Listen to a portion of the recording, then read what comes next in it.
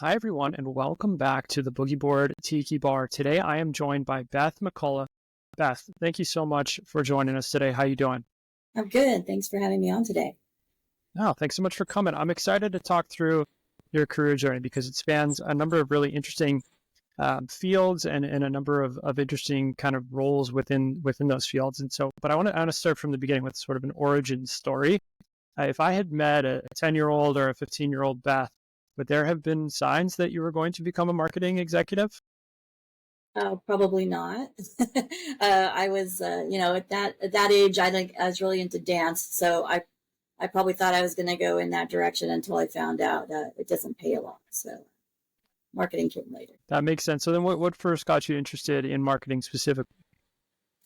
Right after college, I still wasn't quite sure what I wanted to focus on, but I did start doing some volunteer work with a nonprofit, and one of those was doing a big video presentation event fundraiser, and that was in the East Bay. So I was learning how to do the fundraising and the promotion and doing the actual event itself.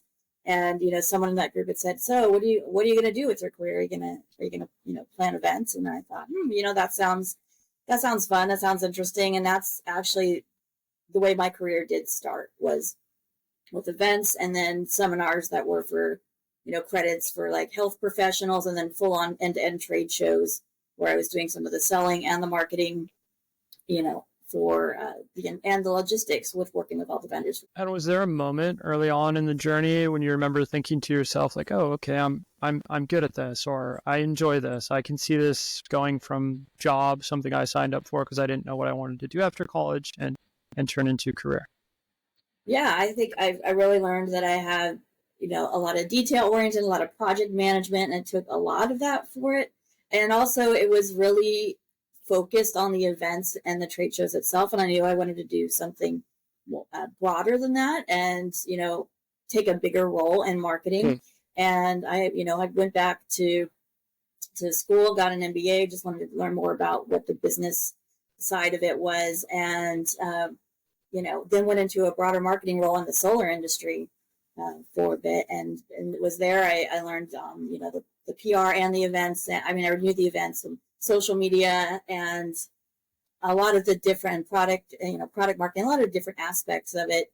And it was in that role that I first learned Marketo, and I didn't know what Marketo was. I didn't know what it did. This is like 2012, and I loved it. I loved what it could do. I loved that it could start to show metrics of what marketing was delivering. And I thought, oh, I want to do more of this. I want to do more of this and less of the event focused stuff that I'd been doing. And then realized there in the whole B2B SaaS side, there's this whole field of demand generation.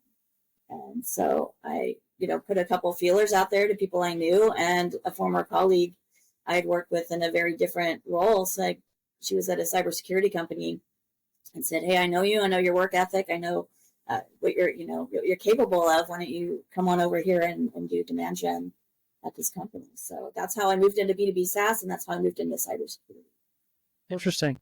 So you started in this, presumably the event space is a pretty extroverted, kind of people-centric side of it. And then you come in, get your MBA, and you get involved in the systems orientation. And then you're moving into a demand gen kind of lead role. Can you talk about merging those two things together? What do you need in your personal evolution to be successful in that role? Yeah, understanding the data and focusing on that was I'd say the biggest change, going from the event side at that time into demand generation. And what I like about it is it has that mix of like the left brain data side and metric side, and the right brain creative side. And it was bringing in like the campaigns and the flow, and also events and field events are a big part of that mix too. So I think I lean more on the extroverted side, which might surprise a lot of people when they meet me, but I do get more energy when I'm at an event and I'm meeting people and I'm talking with people. But I also like to have that other side to see, like, how is it doing? What are the results? How is it affecting the business? Now you're balanced. I think that's a good way to be.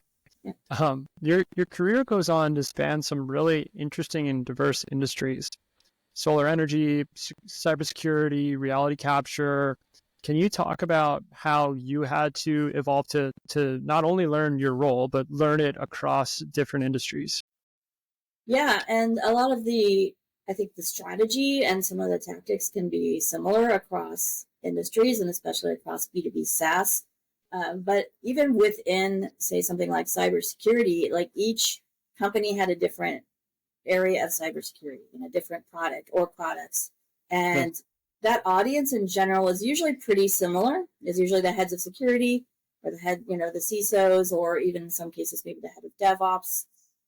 So I already understood the persona. It was like, how do you talk about their pain points, and how does this product fit into solving those pain points? So when in solar, that is more looking at a longer term commercial project. You have different buyers, and they still have pain points, right? So you still want to talk about it from that vantage point. And then with reality capture, that is sold to a pretty diverse group of industries and types of people within each industry.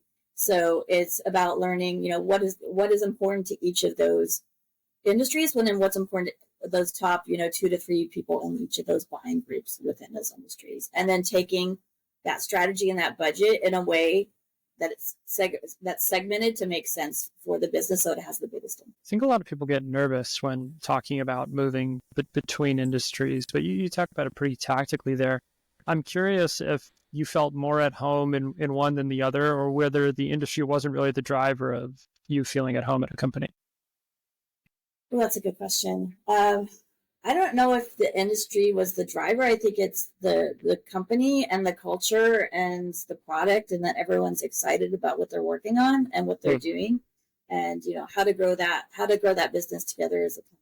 So there might be some some industries or segments I just haven't had experience on that might feel like more of a lift, but so far each one that I've worked in, it's been really interesting and quick to kind of understand what they're trying to achieve, with that product.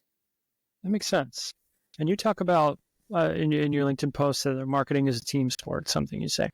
Can you take me through your first leadership experience? Was there a time where it was you like learning on the fly and you had to learn something the hard way? I find that when folks talk about their first leadership experience, they usually perk up a little smile because it's always a big change.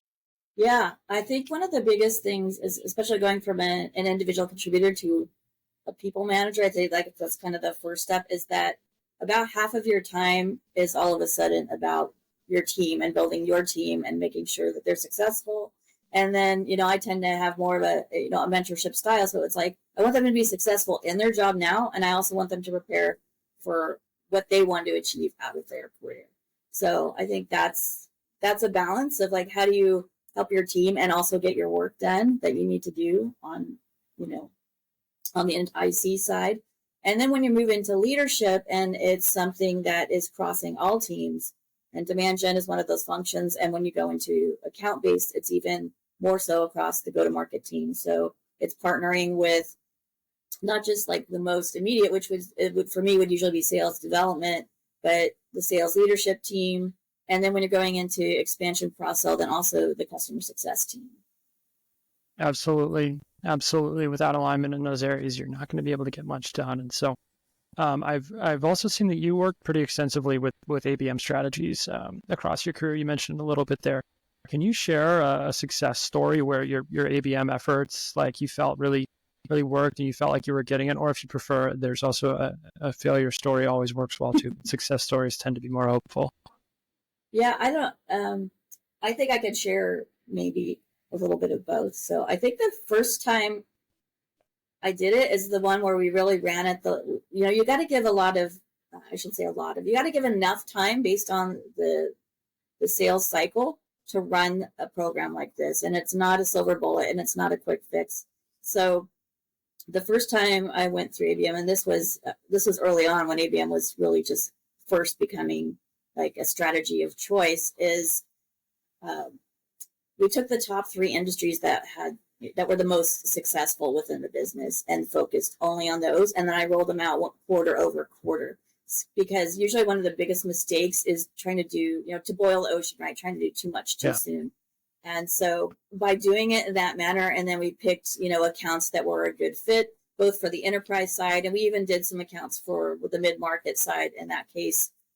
And then found, at the end of that year that, over half of the business came from those focused targeted accounts. So I know it can work, and I know it can work when you give it enough time. And I know it can work if you take, thoughtfully take the budget and the resources you have to do it.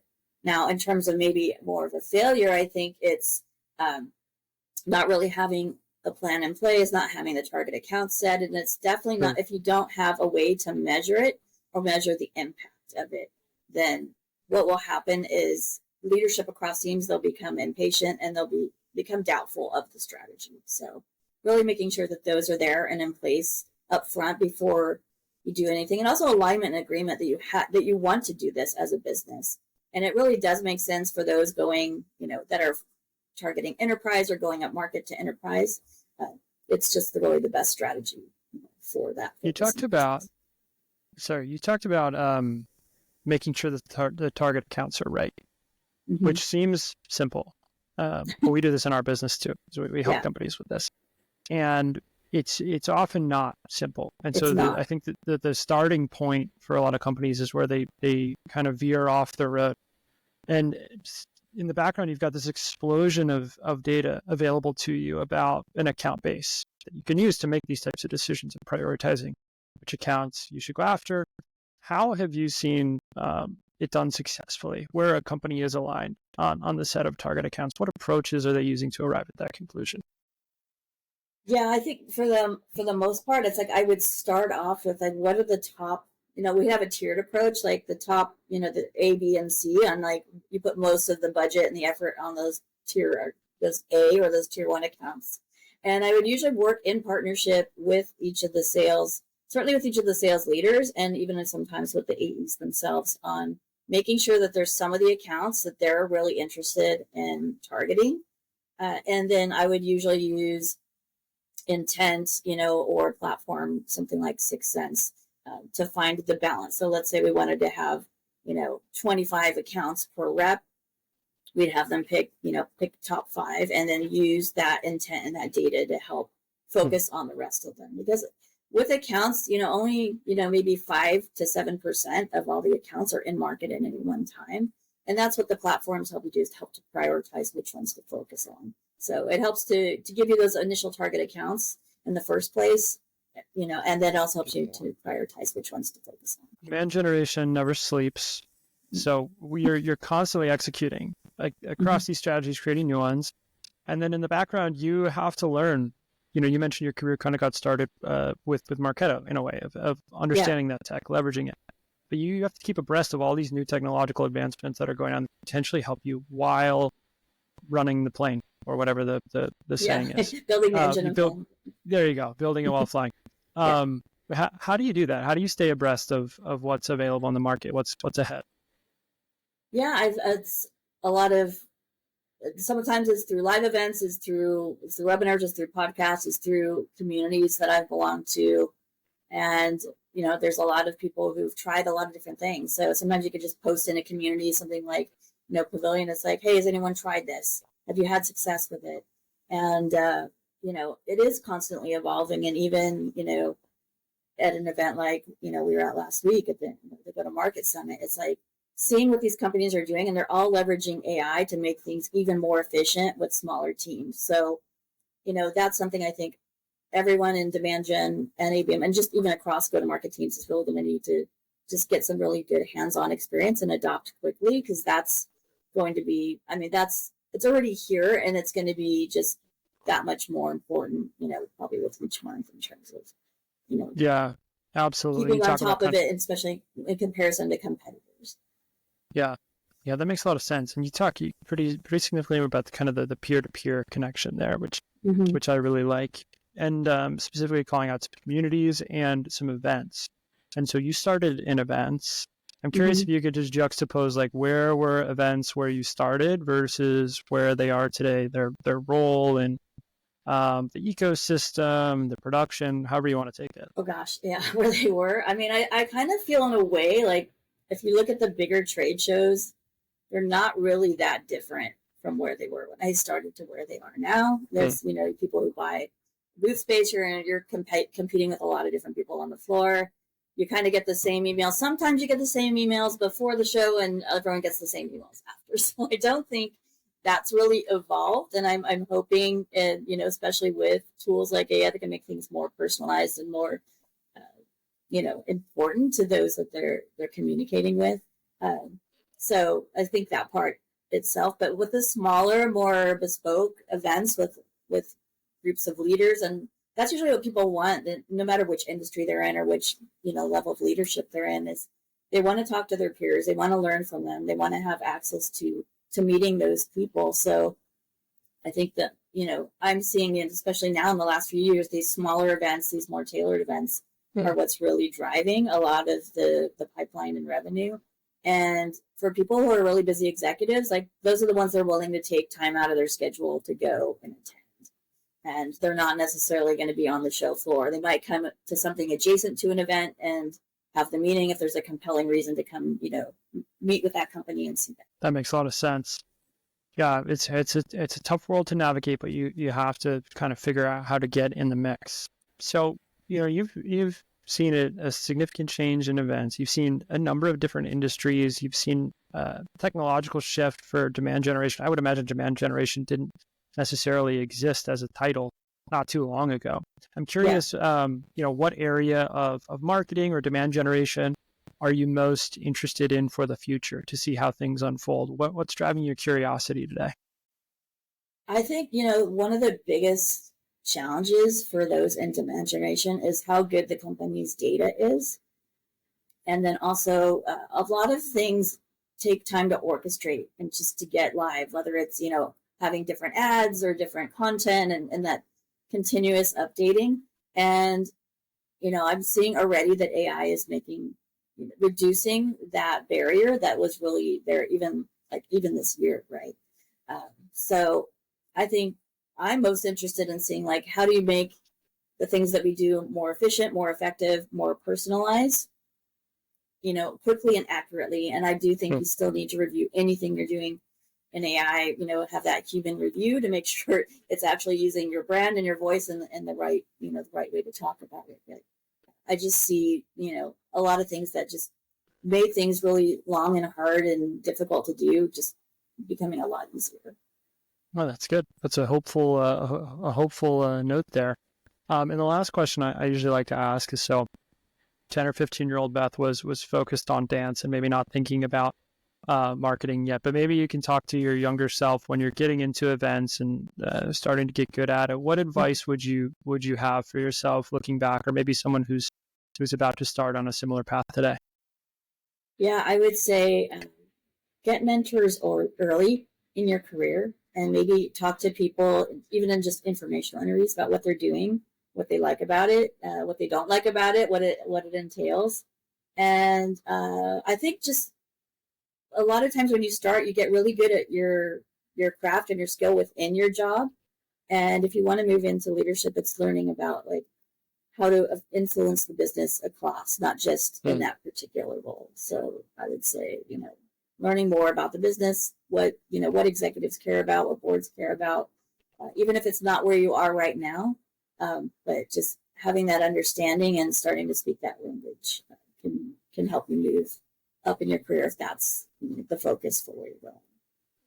That's great advice, and I think a good one to end on. Beth, I appreciate you taking the time to join us here in the Tiki Bar, and I'll link your LinkedIn to the notes when we post the clips and of course the full recording. But again, I'm grateful to you for spending the time with us. It was nice to meet you at the event last week, and look forward to seeing you again here soon.